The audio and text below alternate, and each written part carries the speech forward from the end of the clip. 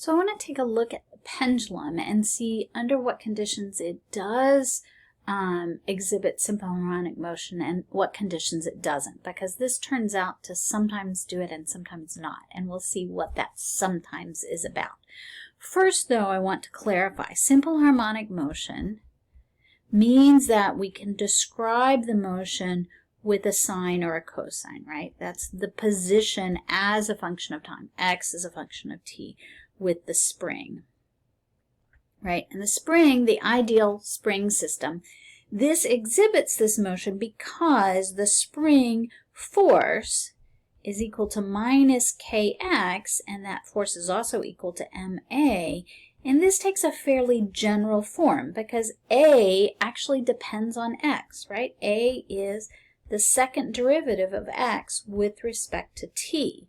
And so we can substitute this back into here, and we get that m, second derivative of x with respect to t, is equal to minus kx. I can divide m on both sides. I get second derivative of x with respect to t is equal to minus k over mx, and this is our omega squared from our solution, right?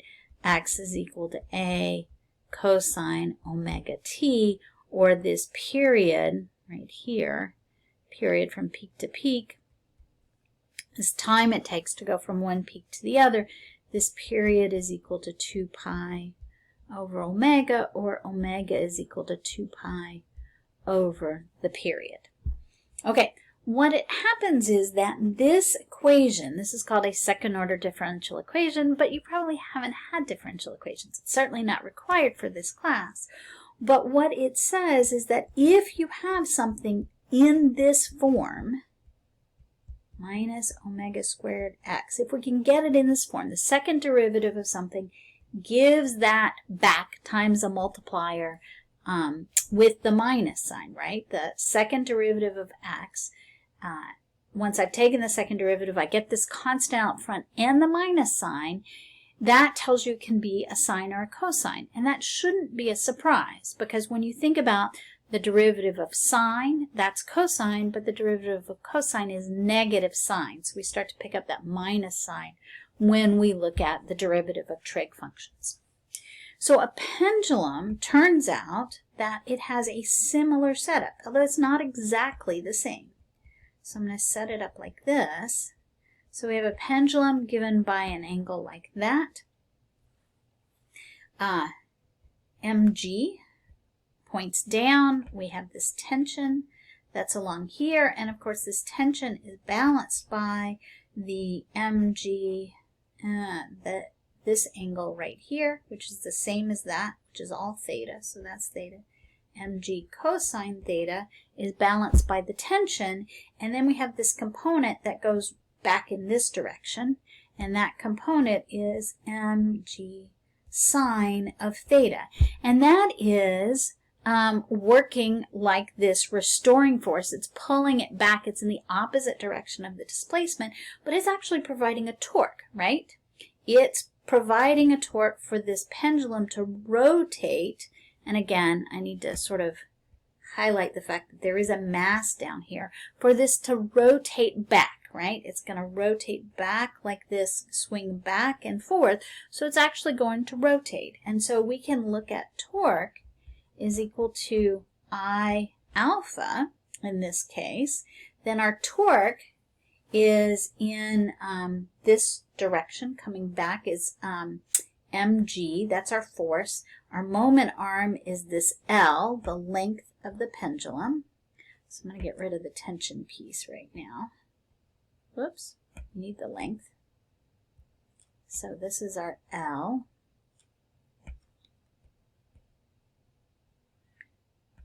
Okay, so that's our L. So our torque is just going to be mg sine of theta.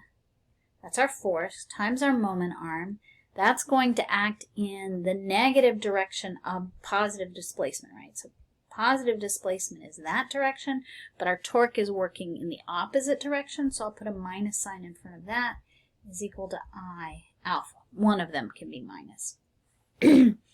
the moment of inertia of this ball about the axis of rotation up here at the top, well, if this string doesn't have any mass, then we're just looking at a point mass that's some distance away. So this moment of inertia is going to be of the form mr squared, but this r is L, right? Because that's the distance we are, the radial distance from the axis of rotation. So if I put this in, I get minus mg sine of theta all times L is equal to mL squared times alpha. So the m's cancel, one of the L's cancel, and then that doesn't look anything like this form yet. But the thing we notice is that alpha is the second derivative of theta. So we are getting close. So if I put that in right here, then I get minus g sine theta is equal to L, second derivative of theta with respect to t, and I want to try to get it in this form up here. So I'm going to say second derivative of theta with respect to t. I'm going to divide both sides by L, right? L, so that goes away, is equal to minus g over L sine of theta. Okay, so this equation right here and this equation are not the same, right? There's a sign sitting around. But if we can invoke what's called the small angle approximation, small angle, for small angles, sine of theta is essentially equal to theta. For those of you who have finished Calculus 2, you may remember your series expansion for sine looks like theta minus a theta to the third power over a 3 factorial. So if theta is small, the thing that matters is you're close there. And this is pretty good for up to about 15 to 20 degrees. This works really nicely. So this is a small angle. Then I get second derivative of theta with respect to time is equal to minus g over L theta. Now this really does check out, okay? So this check was not real, but this one actually is for small angles, and we can immediately recognize that must be our omega squared is equal to g over L, or omega equals square root of g over L. And so then using our expression that omega equals this, or maybe that's a little bit better, we can say that the period of oscillation is 2 pi times 1 over omega. So that would be 2 pi divided by square root of g over L. It would help. G divided by L, or 2 pi square root of L over G, right? Because 1 over this, you just flip everything.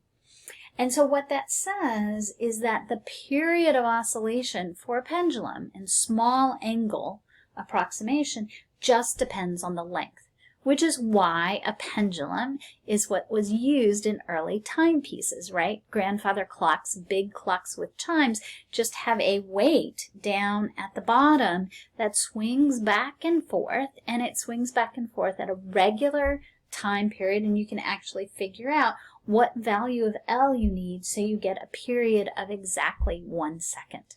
And so that is a really nice way to see that the pendulum exhibits simple harmonic oscillation. It's described by a sine or a cosine. That's what we mean by simple harmonic. It's one simple cosine or sine, and it oscillates back and forth with a set frequency or a set period of oscillation. In this case, that just depends on the length of the string and the local value of G.